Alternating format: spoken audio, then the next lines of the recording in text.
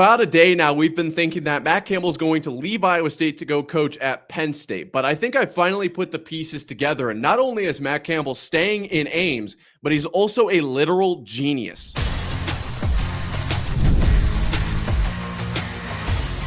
You are Locked On Cyclones, your daily podcast on the Iowa State Cyclones, part of the Locked On Podcast Network, your team every day. Welcome into Locked On Cyclones, part of the Locked On Podcast Network, your team every day, now the #1 sports podcast network. I'm your host, Nick Marovets. Thank you for making this your first watch or listen in the middle of this whole Matt Campbell saga. I appreciate it more than you know. Be sure to hit subscribe down below so you can stay up to date on what's going on with our head coach. Today, we're breaking down Matt Campbell sticking around. He's literally a genius, all right? I think I finally put the pieces together. I can see clearly now, all right? The rain is gone. I know what Matt Campbell's up to. So we're going to break down what is this genius plan that Matt Campbell has in place. And then we're also going to talk about why it really doesn't even make sense for Matt Campbell to leave. It's not even worth worrying about, because when you look at everything I'm going to bring up today, it's like, you know what? Why was I ever worried? I can take a deep breath. I feel a lot better now. So we're going to get into all of that. This is going to be a feel-good show. But we have to start with the plan that Matt Campbell has. I genuinely think that Matt Campbell is using Penn State as leverage here, okay? When you look at what Penn State has done since firing James Franklin, one number kind of stands out to me, and I'm seeing this here via this post on 3 via Thomas Frank Carr. Penn State's search for a new head coach has netted other coaches an estimated $370.8 million in extension money.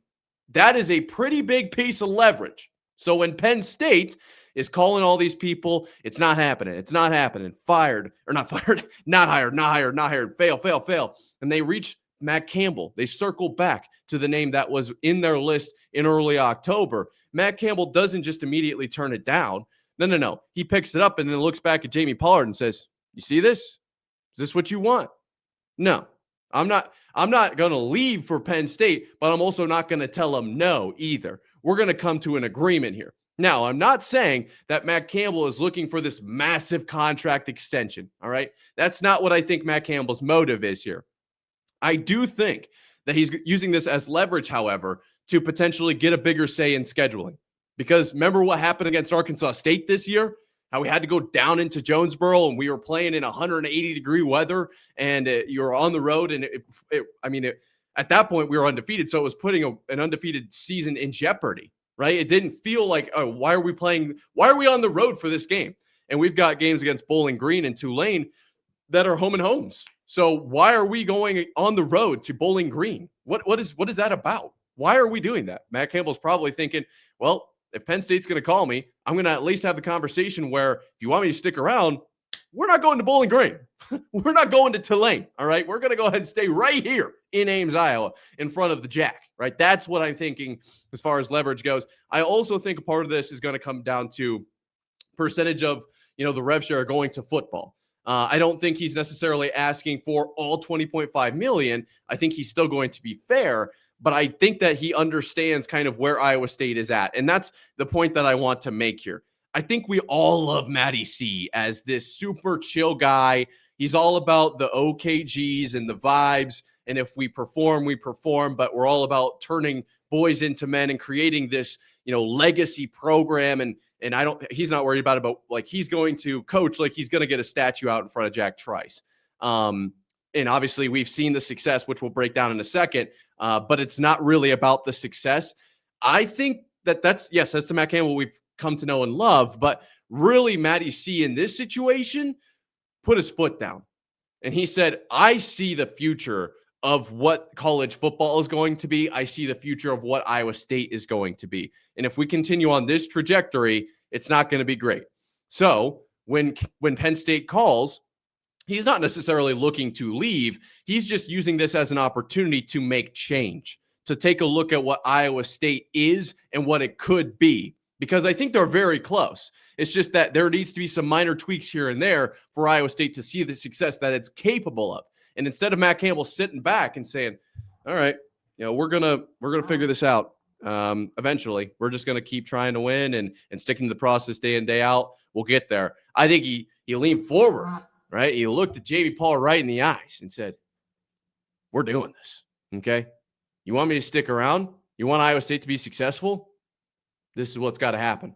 I think he took a very active approach here. I don't think he's sitting back and just waiting to see what's happening. I think this isn't something we've seen a whole lot from Matt Campbell, and I don't think this is something we should be upset about. Like, I think he's doing this because he cares about Iowa State football. He cares about the legacy he's building here, and he's not about to take a back seat because he knows he's sticking around, and he's not going to let the program that he's built up just wither away, all right? He's going to take action. He's going to essentially take over and say, this is what needs to be done. All right, I've seen enough of what we've been doing. If we want to get over that hump, we've got to get this done. And this is a great opportunity for him to leverage that. I'm not worried. I'm really not worried. And I think the biggest reason I'm not worried is because of all these reasons. It makes a lot of sense for Matt Campbell to stay. All right, and we're going to break those down coming up right here after this.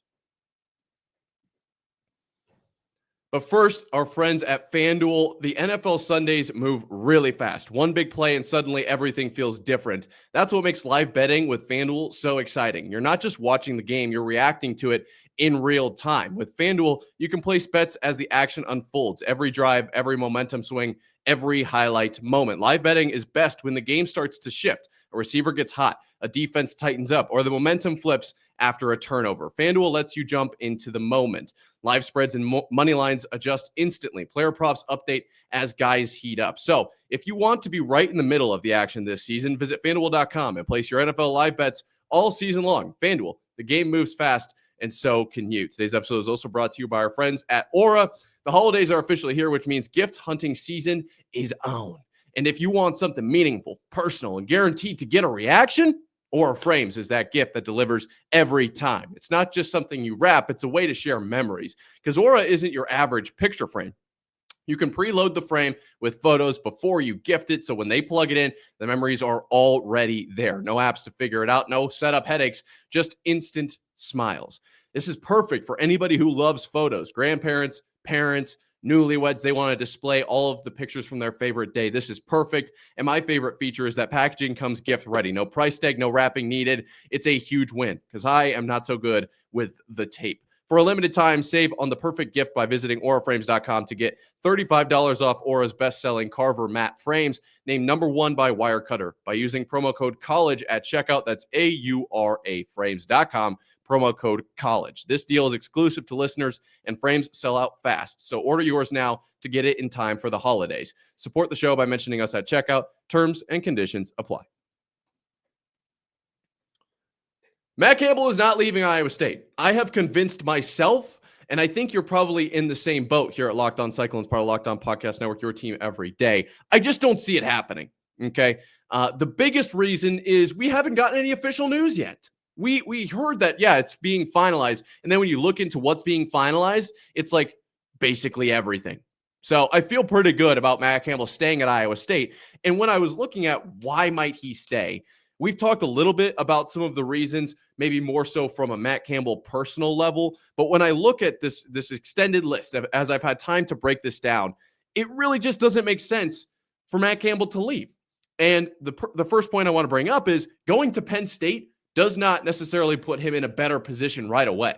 Matt Campbell's going to have to rebuild Penn State. Right now, Penn State has a lower recruiting class than Akron. Penn State's at 154 in the latest 24/7 rankings with 2 commits. 2 commits. Are you telling me that's impressive? Georgia Southern, Utah State, ridiculous names. McNeese, Utah Tech ahead of Penn State. SDSU has 24 more commits than Penn State does.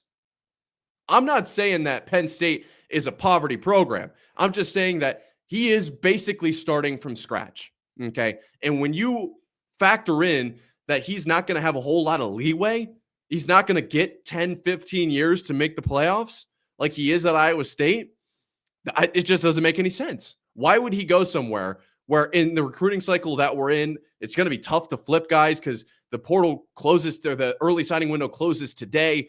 You have 2 commits. Like, how are you going to rebuild this program? You're going to attack it through the transfer portal? How many years is that going to take?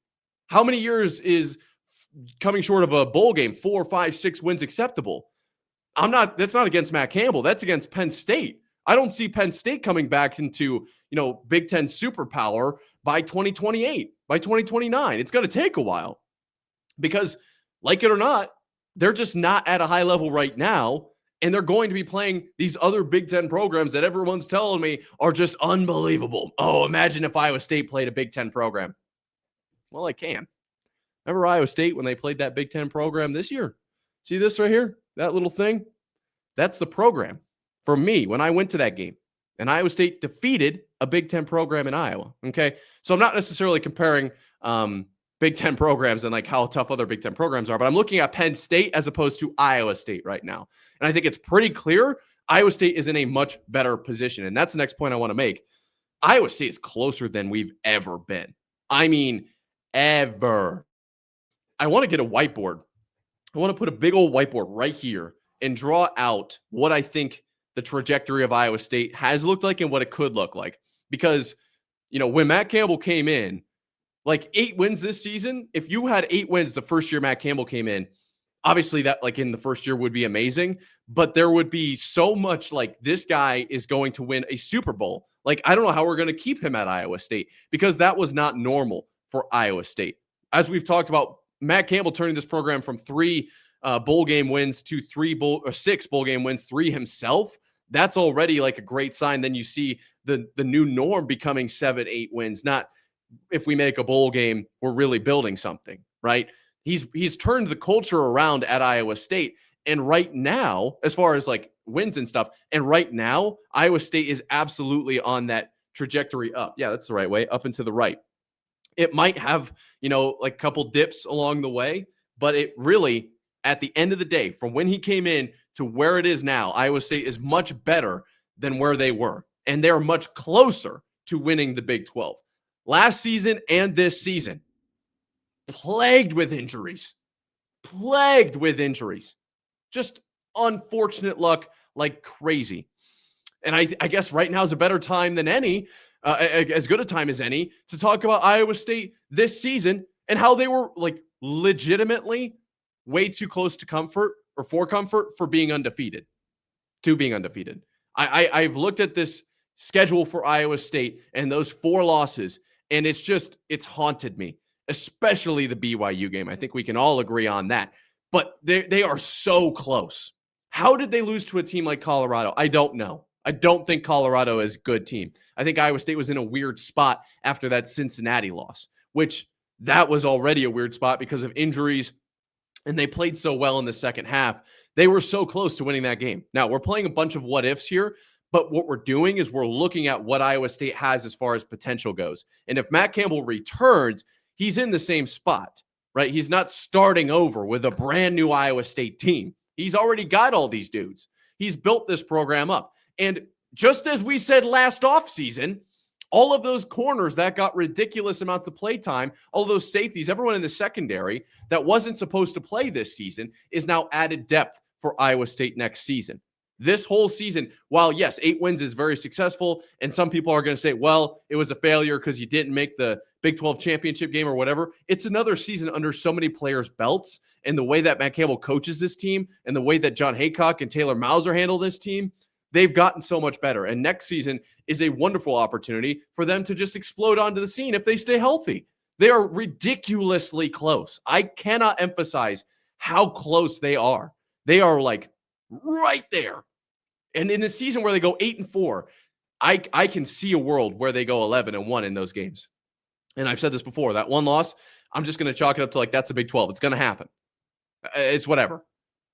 But I think you're very, very, very close to really being in the conversation for the Big 12 title, being in the Big 12 title consistently. I think Iowa State is like up and to the right. They're there, right? But when it comes to the college football playoff, yes, it's going to be challenging. A team like BYU that's 11-1, not really being considered. I get that, right? But Iowa State, year over year over year, and they're going to consider the pedigree of Matt Campbell after a certain amount of time. Yeah, it might not be next year. Yeah, it might not be in 2 years. But if Matt Campbell wins 8 games this year, wins the bowl game, that's 9. Then they win 9 or 8 games next season. They win 10 or 11 games. They're in the championship, but they fall short. The year after that, if they win 10 or 11 games and they're by a decent margin, I think they're in the conversation for the big or the 12-team playoff. And who knows, by that point, it could even be 16 teams. You can absolutely take Iowa State if you're Matt Campbell, because you are so close from an area of college football that was practically irrelevant into now being in the 12-team playoff.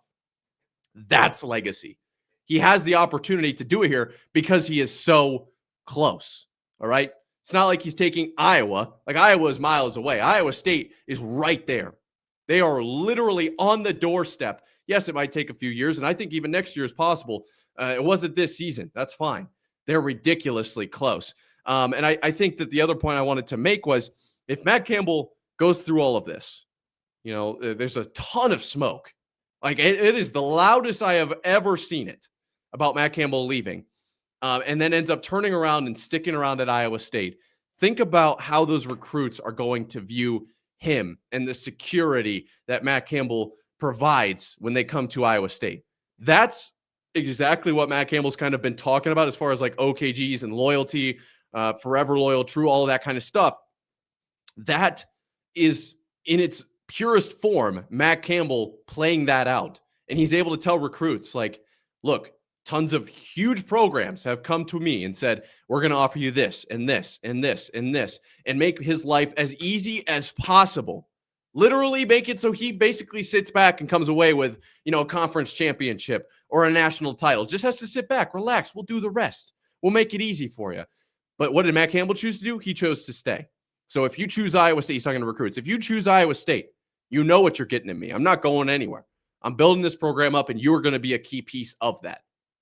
Is that not an unbelievable sales pitch? Is that not literally going to make any recruits sign on the dotted line right away? I think it's a very compelling argument. So, yeah, there is a lot of smoke right now. But honestly, I don't see it as a huge threat. I don't. I think Matt Campbell is playing his cards very effectively. Okay? He's using leverage, and it's not necessarily something we need to, be upset about. I think it's something that we can be proud of, because he's doing it because he cares about the program. He's doing it because he wants to see Iowa State succeed. And I think in the long term, this whole thing, this whole situation, we're going to come out of this as winners. I cannot wait to see what Matt Campbell does over the next few years at Iowa State, because I know it's going to happen. I know it's going to happen. Thank you guys for watching until this point. I appreciate every single one of you. As I said, subscribe button is down below. It's a great opportunity to stay caught up on what's going on with Matt Campbell, because it certainly is interesting, to say the least. That being said, until next time, Cyclone fans, sayonara.